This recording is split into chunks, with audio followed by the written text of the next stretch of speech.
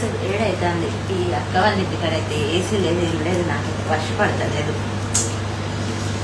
మాకు డబ్బులు చేసుకొని ఉంటున్నా, డబ్బులు ఎక్కడ చేసుకొనుకోలేదు. ఈ హాస్పిటల్ పోదాం అంటే డబ్బులు లేకపోతే ఇయర్ రాదు నాకు. నేను హాస్పిటల్ పోయి వస్తాను, కట్టుకొని వచ్చినా కానీ ఇక మళ్ళీ హాస్పిటల్ పోవాలంటే డబ్బులు లేక హాస్పిటల్ పోతే కాలంగా ఘోరంగా వస్తుంది. నాకు డబ్బులతో పర్లేదు అనుకుంటాను.